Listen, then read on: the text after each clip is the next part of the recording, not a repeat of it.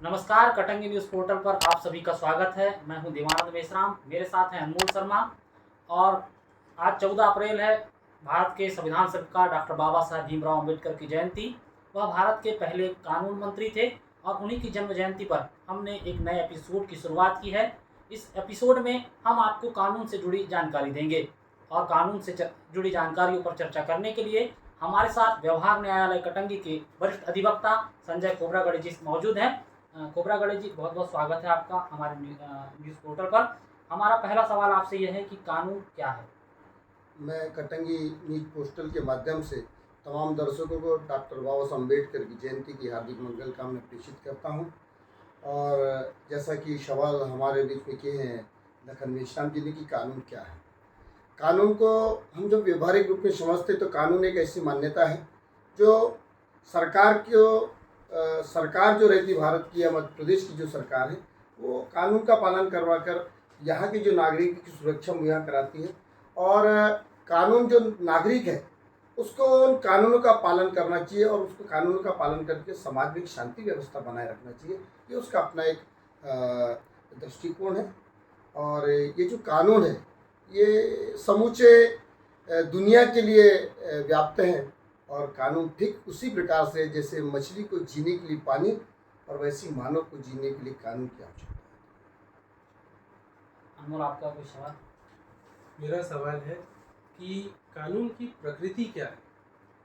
कानून की जो प्रकृति है एक सार्वभौमिक प्रकृति है इसकी। कि कानून को हम इस तरीके से समझा जा सकता है कि जन्म से लेके आदमी जब तक जीवन पर्यंत तक अपने जीवन काल में उसके अपने कानून को समय समय पे उसका उपयोग किया जा सके। जैसे मैं फॉर एग्जाम्पल के लिए मैं बता देना चाहता हूँ कि हम चल रहे हैं कहीं किसी गंतव्य स्थान की ओर जा रहे हैं और अचानक दुर्घटना हो जाए तो वहाँ पर यदि दुर्घटना हो जाती तो वहाँ पर मोटर व्हीकल एक्ट के तहत एक अपराध पंजीबद्ध हो जाता है। यदि हम कानून को एक नज़र से देखते हैं कि हम जाते हैं कि किसी वन रास्ते से जा रहे हैं और कोई प्राणी यदि हमसे हमारे किए गए कार्य से मृत पाया जाता है तो वह प्राणी हिंसा हो जाती है। वन प्राणी अधिनियम के तहत उसके ऊपर अपराध पंजीबद्ध होते हैं। मतलब हम इसकी प्रकृति को हम देखते हैं कि जब भी सिर्फ कानून को एक सीमा तक बांध के नहीं रखा जा सकता। कानून का अपना प्रकार है और जब भी परिस्थिति के अनुसार यदि हम उसका उल्लंघन करते हैं तो उसको दंडात्मक रूप से करने के लिए या उसके ऊपर अपराध पंजीबद्ध करके उसको दंड के रूप में करने के लिए एक न्यायालयिक व्यवस्था की गई है। ये कानून जो है वो इसलिए सार्वभौमिक है और व्यक्ति के जीवन में कानून एक अति आवश्यक है। यानी आपका कहने का मतलब है कि कानून हमारा विस्तृत है। हम जीवन से लेकर मरण तक के हमारे जो प्रकृति है, इंसान की प्रकृति के साथ जुड़ा हुआ है कानून। बिल्कुल जुड़ा हुआ है। जैसा लोगों में एक भ्रांतियाँ रहती है, भ्रांति ये रहती है कि आम व्यक्ति जो व्यक्ति है पुलिस उसको अपराध दर्ज कर सकती है। ऐसा नहीं है। इस देश के अंदर में यदि जो संबंधित थाना प्रभारी है या संबंधित कलेक्टर है या संबंधित कमिश्नर है और यदि किसी भी संवैधानिक पद पे कोई व्यक्ति गलत कार्य को करता है तो कानून के नजरिए में दोषी है, उसके ऊपर अपराध पंजीबद्ध होता है। लेकिन जो सामान्यतः लोग कहते हैं कि कानून गरीबों के लिए बना हुआ है, बड़ों के लिए कानून नहीं है, ये जो मान्यता है समाज में जो व्याप्त हो गई। अच्छा, मेरा एक सवाल आपसे ये रहेगा, मतलब हमारे दर्शकों के लिए बहुत से लोग ये जानना चाहते हैं कि क्या कानून का मूल्य क्या है और कानून कैसे तैयार होता है। जैसे अभी हमने देखा कि जब कानून मेरा धारणा ये है कि जब कानून बनकर तैयार हुआ उस वक्त में साइबर अपराध नहीं हुआ करते थे, लेकिन अब हम देख रहे हैं कि लगातार साइबर अपराध भी हो रहे हैं। तो मैं ये जानना चाह रहा हूँ आपसे कि कानून तैयार कैसे होता है और कानून का मूल्य क्या है? कानून को तैयार करने के लिए इस देश की हमारी जो सर्वोच्च संस्था है वो संसद है। और राज्यसभा और लोकसभा में जब बहुमत के आधार पे पारित होता है तब जाके फिर उसके अनुसार इस देश के अंदर में कानून को लागू किया जाता है। जैसे साइबर वर्तमान परिदृश्य में साइबर है, आने वाले समय में वैज्ञानिक नजरिए से और भी कोई योग्यता होती है। अपराध को मानव जब है हम जहाँ तक सुविधाओं की ओर जाते हैं, हमें लगा कि ये जो मोबाइल है हम ये देख रहे हैं तो मोबाइल हमारी आवश्यकता हो गई कि मोबाइल से हमारे बहुत सारे जो काम है वो सरलता से हो गए। लेकिन यही मोबाइल इसी मोबाइल एक अपराध के रूप में काम आ रहा था। इसी साइबर से जो अभी IT एक्ट के तहत जो अपराध पंजीबद्ध हो रहे हैं ये हम देखते हैं कि ये जो तो इसका दुरुपयोग किया जा रहा है। जैसे अभी वर्तमान में एक देखने को मिलता है कि आप फलानी कंपनी में आप जुड़ना चाहते हैं, या आपको किसी प्रकार से लोन प्राप्त करना है, तो आपको लोन प्राप्त करना है तो 10 मिनट में दे देंगे, 1 घंटे में देंगे, तो हमें आवश्यकता है, और उससे पैसा मंगाते। ये इस प्रकार से साइबर अपराध हुआ है। तो समय समय पे जब संसद को ये प्राय, और भारतीय संविधान में भी ये है कि बदलती परिस्थितियों के अनुसार संशोधन किया जा सकता है, नए कानून का निर्माण किया जा सकता है। अभी जैसा पहले ये था कि जैसे हम मध्य प्रदेश के अंदर में देखते हैं, तो पहले मध्य प्रदेश के अंदर में पशुओं पर जो होता था, तो पशुओं पर जो अभी व्यापार हो रहा है, पशुओं पर जो कत्ले खाने में उसको ले जाने के लिए, तो अभी मध्य प्रदेश सरकार ने इसके अपना कानून भुगतान दी। तो इस प्रकार से जो वहाँ की राज्य सरकार है, वह मानव के जो अपराध जो हो रहे हैं उसको कम करने के लिए वो भी ऐसा निर्णय ले सकती है। संसद को अपने स्तर पर जो कानून बनाती है वो पूरे देश के लिए लागू होते हैं, और प्रदेश के अंदर में अपनी आवश्यकता अनुसार जो बनाते हैं वो प्रदेश के लिए लागू। हम आपसे चीज और जानना चाहें कि क्या सर्वोच्च न्यायालय के पास भी ऐसा कोई अधिकार है? सर्वोच्च न्यायालय इस देश के अंदर में जो कानून को संरक्षण करने के लिए सर्वोच्च न्यायालय कि कोई भी व्यक्ति, चाहे संसद हो के दोनों सदन हो, कि अपनी मनमानी नहीं कर सकते, या जो निम्न न्यायालय है वो भी अपनी मनमानी नहीं कर सकते। तो जब संसद के अंदर जब इस प्रकार से रहता है, तो जो सर्वोच्च न्यायालय है उसकी निगरानी करता है कि वास्तव में ये जो निर्णय या ये जो अधिनियम बन रहा है या नियम बन रहा है, वास्तव में वो मानव के लिए कितने लाभकारी है। यदि उन्हें लगता है कि ये नियम मानव के लिए उतने हितकारी नहीं है, तो उसको वापस करा। जैसे मेरा एक सवाल है हमारे दर्शकों की तरफ से कि आम आदमी के जीवन में कानून के प्रभाव कैसे देखने को मिलते हैं? हाँ, आम आदमी के जीवन में कानून के प्रभाव कैसे देखने को मिलते हैं। हमारे भारतीय संविधान में राज्य के नीति निश्चित तत्व भी हैं, तो हमारे अपने लिए मौलिक अधिकार, तो हमारे अपने के जो दायित्व है, तो हम जो प्रभाव जो देखने को मिलता है, जैसे फॉर एग्जाम्पल हम ये देखते हैं कि हमारे पर किसी प्रकार से किसी संपन्न धनवान व्यक्ति ने या किसी पूंजीपति व्यक्ति ने किसी असहाय व्यक्ति पर अन्याय अत्याचार किया, तो उस पर जब अन्याय अत्याचार करता है, तो हम ये देखते हैं कि यदि वो अपराध दर्ज करने जाता है तो उसका अपराध पंजीबद्ध होता है। 2 तरीके से आपको बता देना चाहता हूँ। इस देश के अंदर हम जो आसाराम बापू को जेल के सलाखों की तरफ देखते हैं, या राम रहीम को देखते हैं, या रामपाल को देखते हैं, हम ऐसे अनेकों लोग, बहुत सारे मंत्री लोग रहे, जैसे लालू प्रसाद यादव भी कुछ समय तक रहे, और समय समय पे भी बहुत सारे राजनेताओं पर अपराध पंजीबद्ध हुआ, उसको जेल के सलाखों में अभी अतीक अहमद को देखने को मिलता है। तो हम ये देखते हैं कि अपराध जो घटित करते हैं, गरीब ही घटित करता है या गरीब घटित करता है तो उस पर ही दोषारोपण किया जाता है, ऐसा नहीं। जो संपन्न वर्ग भी करता है, या बहुत बड़े राजनेताओं से जुड़े हुए लोग कर रखते, या राजनेता करते, या धर्मगुरु करते, तो आपको प्रभाव ये देखने का मिलेगा कि जो न्यायपालिका व्यवस्था है वो उनको भी दंडादेश करती है, उनको जेल की सलाखों में देती है। इसलिए अभी जो हमको नजर जो देखने को मिल रहा है, अभी वर्तमान में लोगों ने कहा कि इंदिरा गांधी के नाती राहुल गांधी पर तो सजा होगी 2 साल की। राहुल गांधी को सजा हुई, ये कोई पहला नहीं है, ऐसा नहीं है, ऐसा पहला जजमेंट नहीं है, इसके पहले भी लोगों पर सजा हुई है। जो साक्ष्य के दौरान न्यायालय में कोई बातें आएगी, आपके विरुद्ध में आएगी, तो संभव है न्यायपालिका उसको दृष्टि को लगते हुए दंड देगी।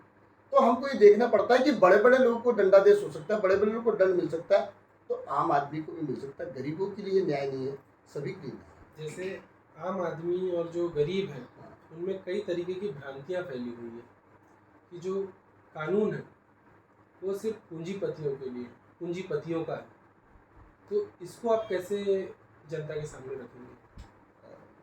देखो, कानून तो नहीं, दरअसल अनमोल का सवाल का ये है कि क्या होता है कि आमतौर पर ये धारणा बनी हुई है, जैसे कि अक्सर ये कहा जाता है कि कानून जो है वो जो पूंजीपतियों का साथ देता है, जो गरीब है ना, उसका साथ नहीं मिलता। कई बार जैसे थाने में जाता है कोई व्यक्ति, तो आमतौर पर शिकायत देखने को मिलती है कि जो गरीब शख्स है या गरीब व्यक्ति है, पुलिस उसकी सुनवाई नहीं कर रही है। तो इस परिस्थिति में जो है ऐसा शख्स जिसकी पुलिस सुनवाई नहीं कर रही है, उसके पास क्या विकल्प है कानूनी तौर पर? ये बात वास्तव में ज्वलंत है और ये देखने को भी मिलता है। ये महसूस भी करता है, न्याय व्यवस्था में भी महसूस करते कि जब कोई गरीब व्यक्ति किसी पूंजीपति व्यक्ति या धनबल व्यक्ति पर अपराध पंजीबद्ध करने जाता है तो वो अपने राजनीतिक प्रभाव के चलते, धनबल के चलते और पूंजीवादी व्यवस्था के चलते उस पर अपराध दर्ज नहीं होता। जब अपराध दर्ज नहीं होता तो यदि थाने वाला नहीं करते तो उसको एसपी को कंप्लेंट करना चाहिए, एसडीपी को कंप्लेंट करना चाहिए, पुलिस को। इतना ही नहीं हुआ, यदि इस प्रकार से गंभीर प्रभाव डालता है तो न्यायालय में आप परिवाद पेश कर सकते हैं। परिवाद पेश करने के दौरान आप परिवाद के दौरान न्यायालय उसको संज्ञान लेके उस पर अपराध पंजीबद्ध। मैं एक चीज़ और जानना चाह रहा था आपसे कि जैसे परिवाद पेश करता है कोई शख्स, तो उसके लिए उसे किसी प्रकार का कोई शुल्क लगेगा या ऐसी कोई व्यवस्था हमारे कानून में है कि उस व्यक्ति को निःशुल्क परिवाद पेश कर सकता है? विधिक जो सहायता है, विधिक सहायता उसको उपलब्ध कराई जाती है। न्यायालय में उसको आवेदन देना पड़ेगा कि वास्तव में ये गरीब है और ये जो न्याय की लड़ाई लड़ने में असक्षम है, तो न्यायालय उसको विधिक सहायता, क्योंकि पेनल लॉयर हमारे नियुक्त होते हैं, सरकार उसको पेनल लॉयर नियुक्त की है और उसके तहत वो परिवाद पेश कर सकता है और परिवाद पेश करने में उसको कोई शुल्क नहीं। तो मेरा एक क्वेश्चन हमारी जनता की तरफ से जो आपको सब देख रही हैं, क्या है कि आज के समय में लॉ करके ही कानून के बारे में जानकारी ली जा रही है। क्या आने वाले समय में ऐसा कुछ हो सकता है या ऐसा कुछ सुझाव है आपका कि हमारी शिक्षा पद्धति जो है, जिसमें प्राथमिक शिक्षा, माध्यमिक शिक्षा, हाई स्कूल में कोई ऐसा कानून का पाठ सम्मिलित कर लिया जाए जिससे बच्चे रहें वे शुरुआत से ही कानून की जानकारी लेते रहें? बहुत अच्छा सवाल आज के संदर्भ में मैं मानता हूँ कि मैं जिस सवाल को आपने करे, वास्तव में ये सरकार की ओर ध्यान करने का एक सवाल है कि हम जब महसूस करते हैं कि लड़की 18 साल की होती है, उसके पिता विवाह कर देते हैं। विवाह करने के उपरांत जब जिस अपने ससुराल में जाती है वहाँ उस पर अन्याय अत्याचार होता है, उसको जानकारी नहीं होती। जानकारी नहीं होने के अभाव में बहुत सारे लोग जिनके माता पिता शिक्षित होते हैं या जिनके परिवार के लोग शिक्षित हो रहे हैं, जिनको थोड़ी सी कानून की जानकारी होती है, वो जाके अपराध पंजीबद्ध कराते हैं और बहुत सारे लोग अपनी पीड़ा को सहन करते हैं, कुछ लोग अपराध पंजीबद्ध नहीं कराते। वास्तव में अपराध पंजीबद्ध नहीं कराने की वजह से ये कि उसको कानूनी शिक्षाओं का ज्ञान नहीं है। जैसे पाठ्यक्रम में हम देखते हैं कि गणित है, भूगोल है, विज्ञान है, वैसी संविधान को रखना चाहिए। वैसी भारतीय दंड संहिता को यदि शुरुआती तौर से हम रखते हैं, कक्षा 10वीं से शुरू करते हैं, एक पाठ्यक्रम रखते हैं, तो वास्तव में जो लोग हैं उसको कानून की जानकारी होगी कि वास्तव में यदि हम पर किस प्रकार से अन्याय अत्याचार होता है तो हम उस अन्याय अत्याचार के विरुद्ध में किसी व्यक्ति पर अपराध पंजीबद्ध कर सकते हैं। क्या होता है, जैसे 18 साल से कम बालक होते हैं, हमने देखते हैं बहुत सारे लड़के, उनके माता पिता अपने बच्चों को वाहन दे देते हैं और उसके बच्चे वाहन चलाकर किसी प्रकार से दुर्घटना कारित कर देते हैं और दुर्घटना कारित कर देते थे इसलिए कि दूसरे का बच्चा चला रहा है तो मेरा बच्चा चला रहा है। लेकिन जब घटना होती है और यदि उसको हाई स्कूल स्तर पर इस बात का पढ़ाया जाए कि मोटर अधिनियम के तहत बेटा यदि तुम वास्तव में किस प्रकार के बिना लाइसेंस के आप गाड़ी चलाएंगी या दुर्घटना कारित हो जाएगी तो आपके ऊपर अपराध दर्ज होगा। जब अपराध दर्ज होगा तो शायद आपके भविष्य में आपको जब नौकरी करने का मौका मिलेगा या विदेश जाने का मौका मिलेगा, तो फिर जब नौकरी करने का मौका मिलेगा तो फिर आपके कोई पूछा जाएगा कि आपका चरित्र प्रमाण पत्र मांगा जाएगा। जब चरित्र प्रमाण पत्र मांगा जाएगा तो पता लगे आपके ऊपर अपराध है, और अपराध है तो शायद हो सकता है आपको नौकरी मिले, किसी उच्च संस्थान में आपको शिक्षा अध्ययन करने का मौका मिले। तो वास्तव में कि हाई स्कूल स्तर से तो इस पाठ्यक्रम को शामिल करना चाहिए। और आज के संदर्भ में आपने जो लोग आपका कटेंगे नीट पोस्टल के माध्यम से, मैं तो सरकार से निवेदन करना चाहूँगा, समूचे भारत की सरकार से निवेदन करना चाहूँगा कि वास्तव में ये सवाल जो आपने किया है, इस सवाल को गंभीरता से लेते हुए आपको सरकार को ये निर्णय लेना चाहिए कि कक्षा 10वीं के बाद वास्तव में जो छोटे छोटे पाठ्यक्रम के तौर पर आपको इस शामिल करना चाहिए ताकि वास्तव में उनको कानून के बारे में जानकारी मिले। और जो वर्तमान में जो 18 साल से कम लड़के जो अपराध कर जाते हैं वो अपराध से भी बच जाएंगे। 18 साल के बाद किसी प्रकार से अपराध करते हैं तो उससे भी बच जाएंगे। तो मानो इस समाज में एक शांति व्यवस्था बनी रहेगी, अपराध मुक्त समाज होगा। जब अपराध मुक्त समाज होगा तो न्याय सबको प्राप्त होगा, समता, बंधुत्व और भाईचारे से समाज का एक माहौल निर्मित होगा और कानूनों की जानकारी होने से कोई भी व्यक्ति गलत कार्यों में संलग्न नहीं करेगा और उसको परिणाम के बारे में जानकारी होगी तो समाज में शांति व्यवस्था बनाए रखने का काम। हमारा आखिरी अंतिम सवाल ये रहेगा आपसे, हम अपने दर्शकों के लिए जानना चाहेंगे कि जो कानून है वो क्या केवल किताबों में ही तक सीमित रहना चाहिए, या उसके लिए जो सरकारें हैं वो भी कहीं ना कहीं जवाबदार है कि वो नहीं चाहती कि आम आदमी को कानूनों के बारे में जानकारी मिले, इसलिए केवल उन्होंने एक सब्जेक्ट तय किया कि लॉ पढ़ेगा वही व्यक्ति कानून जानेगा। सरकार की कुछ तो कमियां हैं। सरकार को वास्तव में इस बात पे गंभीर तरह से ध्यान देना चाहिए कि वास्तव में लॉ करने के बाद वास्तव LLB करने वाले को कानून की जानकारी हो कि ठीक।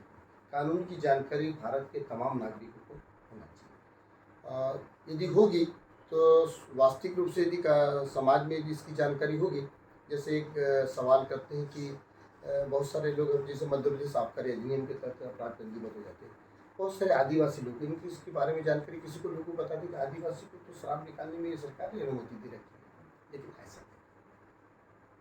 34 का उस पर मामला पंजीबद्ध हो जाता, 50 लीटर से अधिक शराब निकलती है, 50 लीटर से कम रहती है तो 34 का मामला पंजीबद्ध हो जाता है। तो वास्तव में यदि वो लड़का यदि शिक्षा अध्ययन करता तो इस प्रकार से अपराध में संलग्न नहीं होता। तो सरकार को ये चाहिए कि वास्तव में पाठ्यक्रम में इसको शामिल करेंगे, तो शायद ही पाठ्यक्रम में शामिल यदि सरकार नहीं कर रही है तो कहीं ना कहीं सरकार कानून से कानून की जानकारी आम आदमी को देने से बच रही है।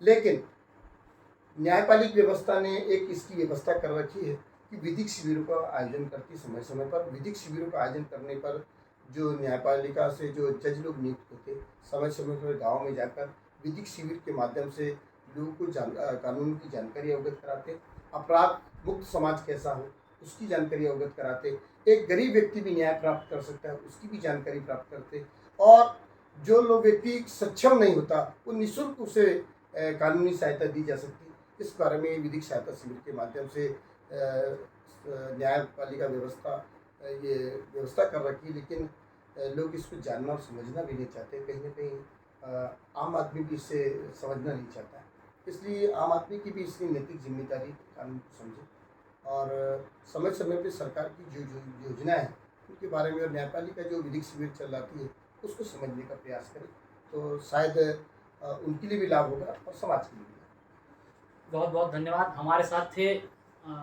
व्यवहार न्यायालय कटंगी के अधिवक्ता संजय कोबरागड़े जी।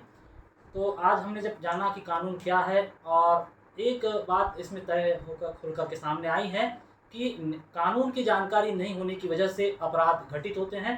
तो लगातार हम ऐसी सीरीज आपसे के सामने लेकर आते रहेंगे, और हमारा ये अनुभव है कि हमें लगातार हमारे अधिवक्ता संजय कोबरागड़े जी का इसी तरह से सहयोग मिलता रहेगा। तो आप सभी दर्शकों का भी बहुत बहुत धन्यवाद।